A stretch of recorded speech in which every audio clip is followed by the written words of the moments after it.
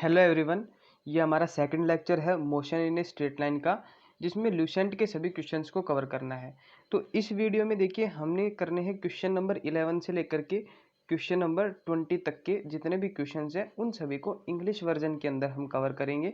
तो first question इस series के अंदर हमारे पास है, if displacement of a particle is proportional to square of time then blank of particle will be constant. यानी कि अगर डिस्प्लेसमेंट जो है वो टाइम के स्केयर के प्रोपोर्शनल हो तो वेलोसिटी, डिस्प्लेसमेंट, एक्सेलरेशन इन तीनों में से कौन सी क्वांटिटी पार्टिकल के लिए कांस्टेंट होगी। इस तरीके के क्वेश्चंस को करने के लिए सबसे पहले जो क्वेश्चन के अंदर स्टेटमेंट दिया गया उस स्टेटमेंट को आपने लिखना है। फॉर एग्जांपल डिस्प्लेसमेंट जो है वो प्रोपोर्शनल दिया था टाइम के, तो ये हमने लिख दिया भाई डिस्प्लेसमेंट जो है वो प्रोपोर्शनल हो गया टाइम के स्केयर के। उसके बाद इन दोनों को नोटेशन के अंदर लिखा, डिस्प्लेसमेंट को एक्स से डिनोट करा, टाइम को टी से। और प्रोपोर्शनलिटी कांस्टेंट को हटाने के लिए प्रोपोर्शनलिटी के साइन को हटाने के लिए कोई कांस्टेंट हम यूज़ करते हैं अपनी तरफ से। हमने मान लिया वो कांस्टेंट के है, तो ये जो इक्वेशन थी इसमें हमने लिख दिया x इज इक्वल टू के टी स्क्वायर। इतना करने के बाद जब हमने पहले इक्वेशन का डेरिवेटिव करा, देखिए जब भी आप डिस्प्लेसमेंट का डेरिवेटिव करेंगे तो आपके पास वेलोसिटी आएगी। पहला डेरिवेटिव करा, वेलोसिटी आई 2kt, लेकिन ये कांस्टेंट क्वांटिटी नहीं है। क्यों नहीं है? क्योंकि इसके अंदर टाइम है, जैसे जैसे टाइम चेंज होगा इसकी वैल्यू चेंज होती जाएगी। अगर t की वैल्यू हम यहाँ पे 1 पुट करें तो हमारे पास वेलोसिटी की वैल्यू 2 की आएगी, लेकिन अगर t की वैल्यू 2 पुट करें तो वेलोसिटी की वैल्यू 4 की आएगी। इस तरीके से ये एक चेंजिंग क्वांटिटी हमारे पास आई। लेकिन अगर वेलोसिटी का वापस से डेरिवेटिव करें तो हमारे पास एक्सेलरेशन आएगा, जिसका आंसर आया 2k। 2k है, इसके अंदर टाइम की कोई भी क्वांटिटी नहीं है। इसका मतलब ये एक कांस्टेंट टर्म हमारे पास आई। टाइम की आप कोई भी वैल्यू रखिए, हर एक टाइम पे ये जो आपका आंसर होगा ये कांस्टेंट होगा, जो आएगा 2k। तो हमारा जो क्वेश्चन था इसका सी ऑप्शन हमारे पास करेक्ट ऑप्शन हो गया। नेक्स्ट देखिए, equation of motions were given by. Equation of motion किसने दिया? देखिए इसमें स्टूडेंट्स को, मैक्सिमम स्टूडेंट्स को कन्फ्यूजन होता है कि न्यूटन ने दिया, केपलर ने दिया, पास्कल या गैलीलियो। देखिए पास्कल ने जो दिया था वो इक्वल डिस्ट्रीब्यूशन ऑफ प्रेशर था। केपलर ने जो प्लैनेट्स थे उनके मोशन के बारे में बताया था, प्लैनेटरी मोशन। अब हमारे पास दो ऑप्शन बचे, एक तो बचा न्यूटन, दूसरा है गैलीलियो। इन दोनों में से मैक्सिमम बच्चे न्यूटन को टिक करेंगे। लेकिन एक बात ध्यान से सुनिए, न्यूटन ने जो हमें बात बताई थी वो दिए थे लॉज ऑफ मोशन, लेकिन इक्वेशंस ऑफ मोशन जो हैं वो हमें दी थी गैलीलियो ने। तो राइट ऑप्शन हमारे पास इसका गैलीलियो आएगा। न्यूटन ने लॉज ऑफ मोशन दिए थे और गैलीलियो ने इक्वेशंस ऑफ मोशन दी थी। ये बात आपने याद रखनी है, इंपॉर्टेंट बात है। अब नेक्स्ट क्वेश्चन देखिए, next question 13th, if s is equal to displacement, t is equal to time and a is equal to acceleration, then a की वैल्यू आप लोगों ने फाइंड आउट करनी है। a की वैल्यू आप लोगों ने फाइंड आउट करनी है एक्सेलरेशन की, डिस्प्लेसमेंट और टाइम की टर्म के अंदर। तो एक चीज़ देखिए, जो शुरू के 10 क्वेश्चन कराए थे उसमें भी ऐसा एक क्वेश्चन आया था और हमने कहा था जब आप डिस्प्लेसमेंट का डेरिवेटिव करते हैं तो आपके पास वेलोसिटी आएगी, और जब वेलोसिटी का डेरिवेटिव करते हैं या फिर डिस्प्लेसमेंट का डबल डेरिवेटिव करते हैं तो आपके पास एक्सेलरेशन आएगा, यानी कि d2s अपॉन dt2। ये जो टर्म आई इस टर्म को हम बोलेंगे एक्सेलरेशन। तो इस क्वेश्चन का जो था बी ऑप्शन हमारे पास राइट ऑप्शन होगा। नेक्स्ट चलिए 14th क्वेश्चन पे, if an object is in free fall then which one of the following is constant. अगर कोई वस्तु विरामावस्था से हमारे पास फ्री फॉल के अंदर नीचे की तरफ आ रही है तो उसके अंदर कांस्टेंट वैल्यू क्या होगी? वेलोसिटी, मोमेंटम, स्पीड या एक्सेलरेशन। देखिए जैसे कोई भी ऑब्जेक्ट है उसको आप ड्रॉप करेंगे तो शुरुआत में उसकी वेलोसिटी 0 और नीचे आते आते बिल्कुल जब वो अर्थ को टच करेगा तो उस टाइम पे उसकी वेलोसिटी होगी √2gh। इसका मतलब 0 से √2gh तक हम आए तो वेलोसिटी इंक्रीज हुई। अब वेलोसिटी इंक्रीज हुई तो एक तरीके से स्पीड भी इंक्रीज होती है, क्योंकि मैग्नीट्यूड की बात करें तो मैग्नीट्यूड इंक्रीज हो रहा है। मोमेंटम हमारे पास होता है m × में v। जब हमारे पास ये टर्म चेंज हो रही है तो कंप्लीट एंटायर मोमेंटम जो है मोमेंटम भी चेंज होगा। लास्ट में हमारे पास जो ऑप्शन बता वो है एक्सेलरेशन। एक्सेलरेशन किस तरीके से कांस्टेंट है, फ्री फॉल में कोई भी बॉडी है उसके ऊपर सिर्फ ग्रेविटेशनल एक्सेलरेशन लगता है जिसको जी से डिनोट करते हैं, और 9.8 मीटर पर सेकेंड इसकी हमारे पास वैल्यू होती है मीटर पर सेकेंड स्क्वायर, इसकी कांस्टेंट वैल्यू है। तो इसका राइट ऑप्शन हमारे पास आएगा डी कि भाई कांस्टेंट वैल्यू सिर्फ एक्सेलरेशन, बाकी के तीनों टर्म चेंजिंग है। अब आइए 15th क्वेश्चन पे। Displacement of a particle is proportional two cube of time. किसी पार्टिकल का जो डिस्प्लेसमेंट है वो टाइम के क्यूब के प्रोपोर्शनल है। तो आपने बताना है एक्सेलरेशन के बारे में कि एक्सेलरेशन इंक्रीज करेगा, डिक्रीज करेगा या क्या होगा। तो देखिए सिंपल, जैसे शुरुआत में बताया था, सबसे पहले क्वेश्चन में जो स्टेटमेंट दिया वो स्टेटमेंट हमने लिख लिया कि भैया डिस्प्लेसमेंट यहाँ पर टाइम के क्यूब के प्रोपोर्शनल है, तो डिस्प्लेसमेंट प्रोपोर्शनल हो गया टाइम के क्यूब के। उसके बाद जो देखिए डिस्प्लेसमेंट का साइन एक्स यूज कर लिया, टाइम का टी, तो x proportional T cube, proportionality के साइन को हटाया और कांस्टेंट के यूज करा, तो टर्म हमारे पास आ गई x इज इक्वल टू के टी क्यूब। ये हमारे पास जो इक्वेशन आई ये डिस्प्लेसमेंट और टाइम के बीच की इक्वेशन है, यहाँ से एक्सेलरेशन फाइंड आउट करना है। जब भी आपको डिस्प्लेसमेंट और टाइम के बीच का इक्वेशन गिवन मिले और एक्सेलरेशन निकालना हो, आपने सिंपली 2 बार उसका डेरिवेटिव करना है टाइम के रिस्पेक्ट में। तो पहली बार डेरिवेटिव करा, वेलोसिटी आई 3 kT²। दूसरी बार डेरिवेटिव करा, हमारे पास आंसर आया 6 kT। 6 kT जो आंसर आया इसके अंदर देखिए टाइम हमारे पास आया, टाइम की एक यूनिट आई। अगर टाइम की वैल्यू यहाँ पे 1 रखेंगे तो आंसर आएगा 6 k। अगर टाइम की वैल्यू 2 रखेंगे तो आंसर आएगा 12 k। टाइम की वैल्यू 3 रखेंगे तो आंसर आएगा 18 k। यानी कि जैसे जैसे टाइम इंक्रीज होगा हमारे पास एक्सेलरेशन की जो वैल्यू है वो भी इंक्रीज होती जा रही है। एक बार 6 k, फिर 12 k, फिर 18 k। तो हमारे पास ए ऑप्शन जो था ये राइट आंसर होगा कि acceleration is increasing with time, जैसे जैसे टाइम बढ़ेगा एक्सेलरेशन भी बढ़ता जाएगा। नेक्स्ट क्वेश्चन देखिए 16th। If displacement of a particle is represented by s is equal to A T plus B T square then find acceleration. आपने acceleration निकालना था, अभी जो बात बताई थी सेम कंसेप्ट यूज करेंगे again. s is equal to A T square, sorry A T plus B T square, displacement की इक्वेशन दी, टाइम के रिस्पेक्ट में 2 बार डेरिवेटिव करेंगे एक्सेलरेशन आएगा। तो पहली बार डेरिवेटिव करा तो हमारे पास आ गया, देखिए ए टी का डेरिवेटिव करा तो आंसर आया ए, और बी टी स्केयर का डेरिवेटिव करा तो आंसर आया 2bt। एक बार और डेरिवेटिव करा, ए कांस्टेंट वैल्यू, इसका डेरिवेटिव 0, और 2bt का डेरिवेटिव आ गया 2b। यानी कि ये हमारे पास आ गया इसका एक्सेलरेशन। जब भी डिस्प्लेसमेंट का 2 बार डेरिवेटिव करेंगे आंसर आएगा एक्सेलरेशन। तो बी ऑप्शन जो था वो हमारे पास राइट ऑप्शन हो गया। नेक्स्ट क्वेश्चन देखिए 17th question. Displacement of a particle is proportional to square of time then find acceleration. Displacement जो है वो टाइम की स्केयर के प्रोपोर्शनल है। एक्सेलरेशन के बारे में बात करेंगे, इंक्रीजिंग है, डिक्रीजिंग है, कांस्टेंट है या जीरो। तो x is equal to sorry x proportional T square, यहाँ से हमारे पास आ गया प्रोपोर्शनलिटी के साइन को हटाने के लिए के कांस्टेंट यूज करा तो x इज इक्वल टू के टी स्क्वायर।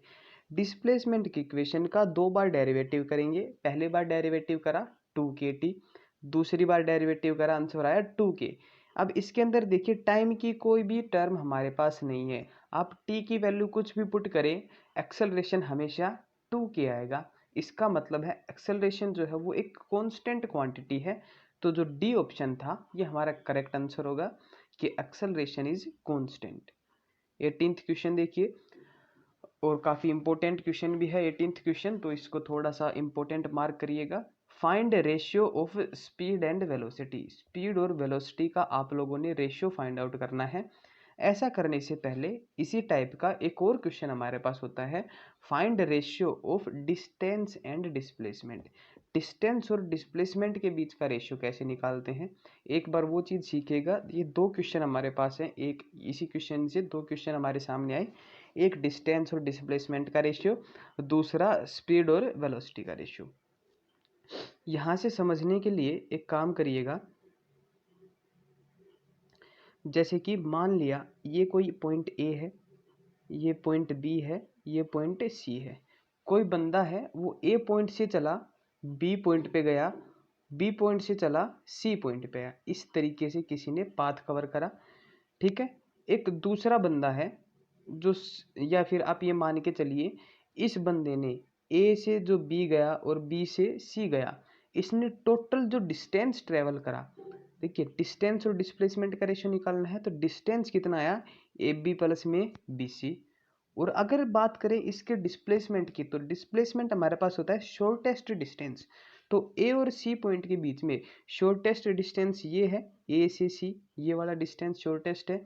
तो इसका डिस्प्लेसमेंट हमारे पास आ गया ए सी, डिस्टेंस आया A B plus B C, displacement आया ए सी। इनका रेशियो फाइंड आउट करना है। इस फिगर से एक बात जाहिर सी है कि A B plus B C की value always greater than A C, क्योंकि ये एक ट्राइंगल का फॉर्मेशन कर रहा है। इसी तरीके का एक और केस अगर हमने लिया, स्ट्रेट लाइन का केस, यहाँ ए से बी पे आया, बी से सी पे आया, तो इस केस में डिस्टेंस और डिस्प्लेसमेंट दोनों ही वैल्यू इक्वल है। डिस्प्लेसमेंट भी ए से सी है और डिस्टेंस भी A B plus B C, answer finally आएगा ए से सी। तो हमें एक बात समझ में आई, या तो जो डिस्टेंस है वो डिस्प्लेसमेंट से बड़ा होगा, या डिस्टेंस जो है डिस्प्लेसमेंट के बराबर होगा। ऐसा कभी भी नहीं हो सकता कि डिस्प्लेसमेंट बड़ा हो जाए डिस्टेंस से। तो इससे एक इक्वेशन हम लिख सकते हैं कि भैया जो डिस्टेंस जो है, डिस्टेंस ऑलवेज इक्वल और greater than displacement, always equal और ग्रेटर देन डिस्प्लेसमेंट। दोनों तरफ डिस्प्लेसमेंट से डिवाइड कर दिया। इस तरफ जब डिस्प्लेसमेंट से डिवाइड करा तो आंसर कितना आएगा 1, और यहाँ आएगा डिस्टेंस अपॉन में डिस्प्लेसमेंट। तो हमारे पास आ गया डिस्टेंस अपॉन डिस्प्लेसमेंट इक्वल और ग्रेटर देन 1, यानी कि डिस्टेंस और डिस्प्लेसमेंट का जो रेशियो आया वो 1 या 1 से बड़ा आ गया। इसी तरीके से जब हम बात करते हैं स्पीड और वेलोसिटी की, तो स्पीड की जगह हम लिख सकते हैं डिस्टेंस अपॉन टाइम, वेलोसिटी की जगह लिख सकते हैं डिस्प्लेसमेंट अपॉन टाइम। टाइम से टाइम कैंसिल, आंसर आया डिस्टेंस अपॉन डिस्प्लेसमेंट, आंसर आपने याद है इक्वल और ग्रेटर देन 1। तो इन दोनों ही क्वेश्चंस का आंसर जो है वो आएगा इक्वल और ग्रेटर देन 1। ये इंपॉर्टेंट क्वेश्चन थे, याद करके चलिए।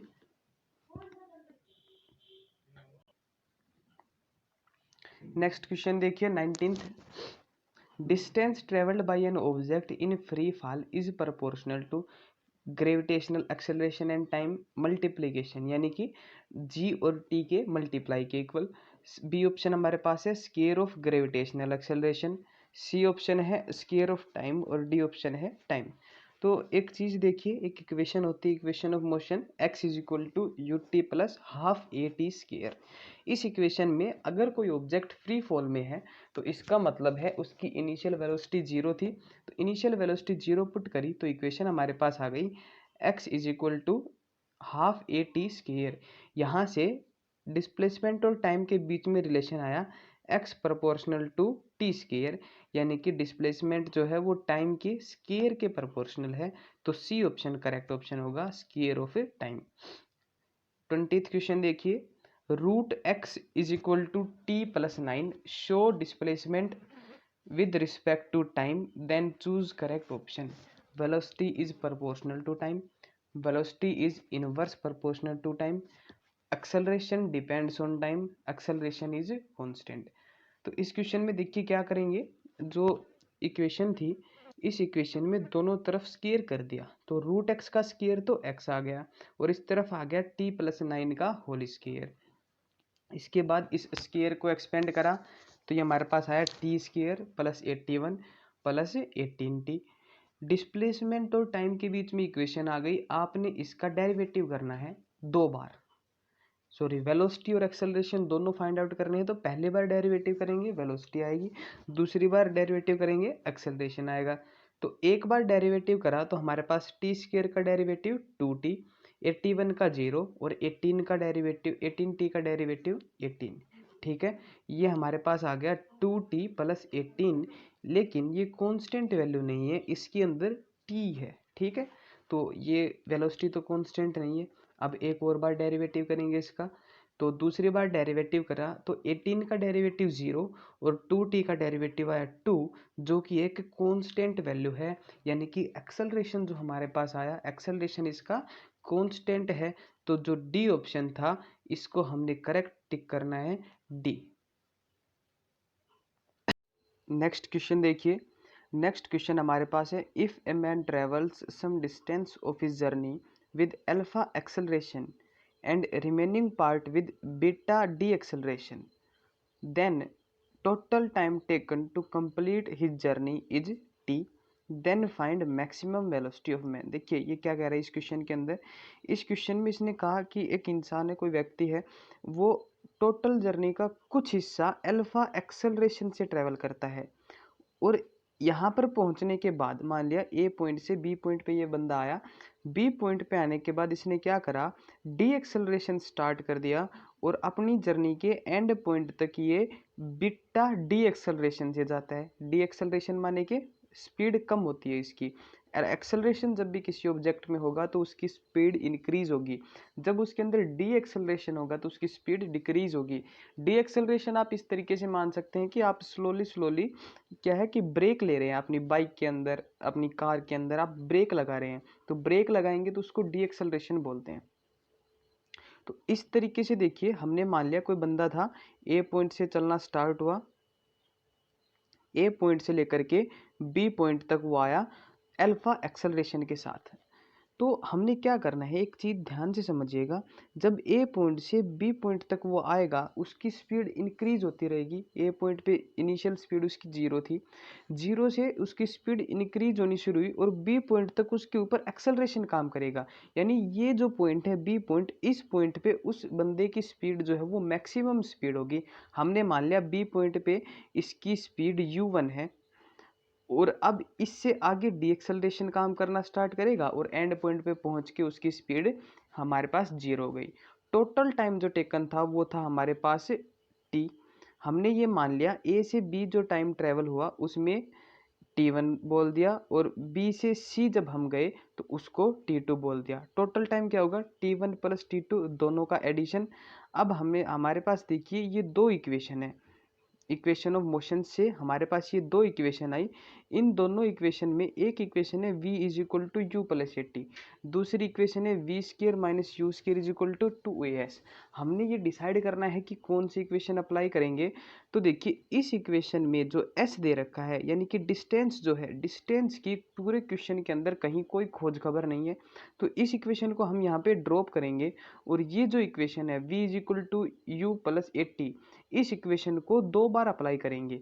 पहली बार अप्लाई करेंगे जब हम ए से बी पे गए, ए पॉइंट पे वेलोसिटी 0 थी, इनिशियल वेलोसिटी, तो इसको 0 पुट कर दिया, ए की जगह अल्फा पुट कर दिया, टी की जगह t1, और जब फाइनल वेलोसिटी यानी कि बी पॉइंट पे जब हम पहुंचे तो हमारे वेलोसिटी u1 थी। तो इक्वेशन यहाँ से आई u1 = अल्फा t1।